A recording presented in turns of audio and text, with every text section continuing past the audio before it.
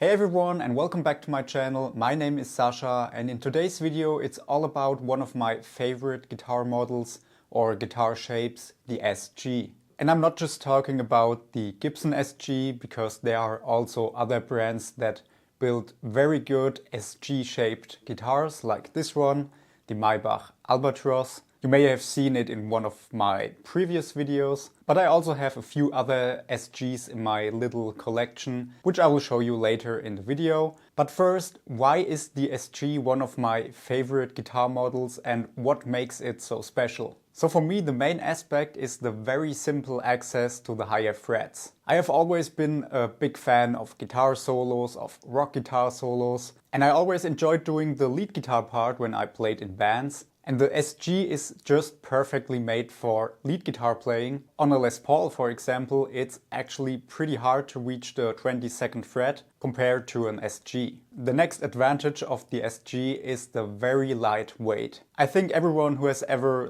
compared an SG to a Les Paul knows what I'm talking about. Especially if you are playing in a standing position a lot, the lightweight really makes a huge difference. And I did that in my early days when I played in bands and stuff like that. So it was always pretty easy to go through long band rehearsals thanks to the low weight of the SG. Then of course there is the sound. I've always been a fan of guitars with humbucker pickups, and especially the SG has a really nice mid-range in the sound, which I always enjoyed. But of course, when it comes to guitar sounds, it's mostly very subjective. Then what I also really love about the SG, and I would say guitars in the Gibson style in general, is the control configuration. So you have a volume and a tone control for each pickup. And with that you can get really nice combinations, especially if you use the middle position, because you can mix together different volumes of the pickups, like turning one pickup's volume to 10 and the other volume to 7 or 8, and this can give you quite a few more sound options than on a standard Strat, for example. Then another thing that also has to do with the control configuration is that the three-way toggle switch is located next to the volume and tone controls. I will never understand why the toggle switch on a Les Paul is on the upper part of the body. If you're playing and want to switch pickups and then also want to increase or lower the volume on your controls, you have to move your hand across the whole body of the guitar while you are playing.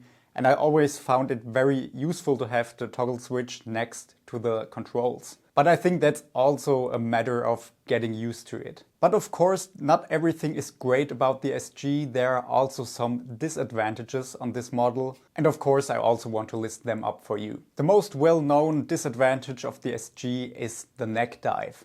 That means if you are using a strap and you're playing in a standing position, something like this can happen. And this is mainly because of the lower weight of the body. So the guitar is more unbalanced when you use it on a strap. This doesn't happen on every SG, but I think on most of them. However, there is a solution for this problem. You simply have to use a leather strap, and then you can minimize this problem or simply get used to have one hand always on the guitar when you're playing in a standing up position. For me personally, it never was a big problem. Another disadvantage of the SG is the location of the output jack. But only if you use a cable with a straight plug. Because if you are using a cable with a straight plug, it may happen that you get caught on something or step on your cable, and this often leads into damage on the guitar or on the cable. So here it makes sense to use cables with an angled plug, so you don't have that much of a leverage if you get caught on something. I usually still use cables with a straight plug, but that's simply because I just got used to it. But if you are new to SGs, I wouldn't recommend you to use straight plugs. Otherwise, I think there aren't many more disadvantages on the SG, at least no objective disadvantages. Alright, so let me show you my little SG collection, and we will start with this one. This is my Gibson SG Standard from 2017. And that's also the year when I bought it. And at that time I was really happy with that guitar, but over the years, I changed my opinion a little bit. I wasn't that much happy with the pickups at some point, and also the tone and volume pots start to get scratchy. So I thought, why not changing the electronics and also the pickups. And originally the pickups were the Gibson Classic 57 humbuckers, and I switched the pickups to Sunbear PAF humbuckers, and I also installed a Mojotone electronic kit. And after I've done these modifications, this guitar has become so much better. So this little modification made a huge difference in sound, for me at least. And yeah, what else is interesting on this guitar? It has a slim taper neck, so it's not too chunky, it's not too thin, a perfect neck for an SG. And it also has locking tuners, which is very useful to have on a guitar. So let me show you some tones with this guitar.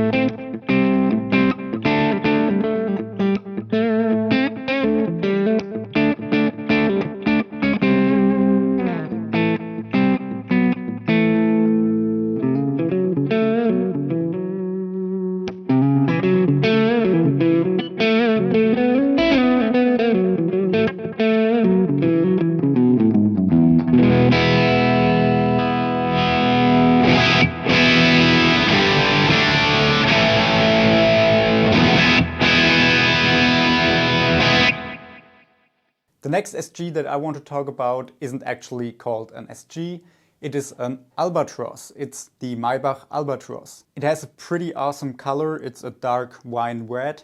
And I got this guitar last year from Maybach, and Maybach Guitars is one of those brands where I'm working with a lot, I would say. I have 3 Maybach guitars at the moment, and these are all stunning instruments. On this guitar everything is original, so the pickups are Amber Spirit of 59, and the biggest difference to the Gibson SG, besides the color, is the neck. Because this one is much chunkier than the slim taper neck on the Gibson SG, and over the years I became a big fan of chunkier necks. When I started playing guitar I was a big fan of thinner necks because I always like to play guitar solos, and as a beginner it is much easier to play solos on a thinner neck. But over the years I really started to value like chunkier necks, and now I would say I really enjoy having different neck profiles for different things.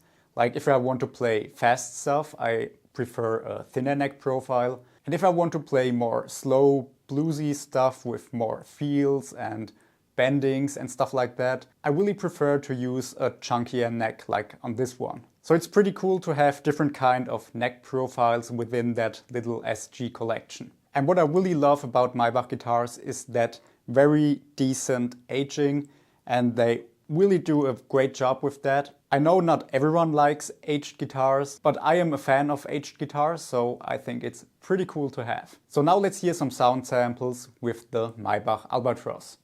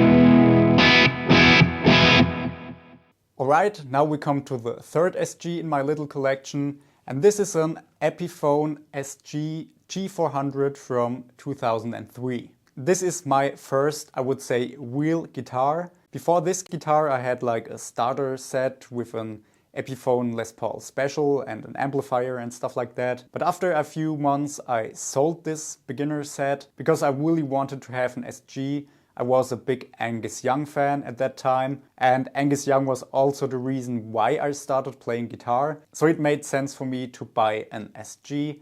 And the Epiphone SG at that time was really affordable. And this guitar has a big emotional value for me.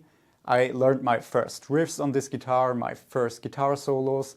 I even played my first gigs with this guitar. And over the years I did a lot of modifications on this guitar. I think the only original parts on this guitar is the wood and the pickguard. It even has new frets. And pickups are the Seymour Duncan SH1 in the bridge position and a Gibson Classic 57 in the neck position. And yeah, I rarely play this guitar at the moment. And the reason for that is that the nut isn't fitting perfectly, so I have to sand it down a little bit. And I was too lazy to do that the last 4 or 5 years. But of course it's still playable and it still sounds pretty good. What's also pretty special about this guitar is that it has a very, very thin neck. So it's even thinner than the slim taper neck from the Gibson SG. And in my early years of my guitar journey, this really helped me a lot. As I said before, I really started early playing like guitar solos and lead stuff. And this very thin neck profile really helped with that. And as I said before, it has a pretty big emotional value for me. And it's also a guitar that I would never sell. Now let me show you some sounds with the Epiphone SG.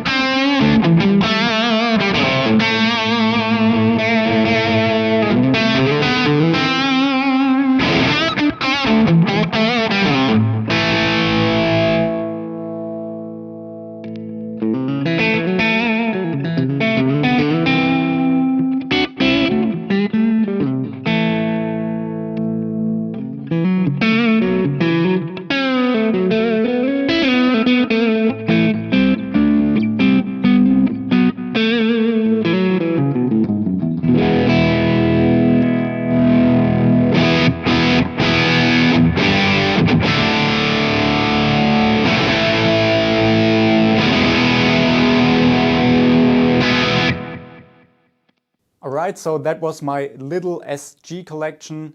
I actually also have a fourth SG, but it's not playable at the moment. Maybe I will show it in another video. For some of you it maybe seems to be crazy to have like 3 or 4 SGs, but they all have their differences for me, especially if it comes to playability and how they feel. And now I would like to know your opinion about SGs. Let me know your thoughts down in the comments. As always, there are some affiliate links down in the video description. That's the easiest way to support my channel, and I would really appreciate if you use these links. And if you enjoyed this video, make sure to hit the like button and subscribe to my channel if you're new here, so that we can see each other in the next video.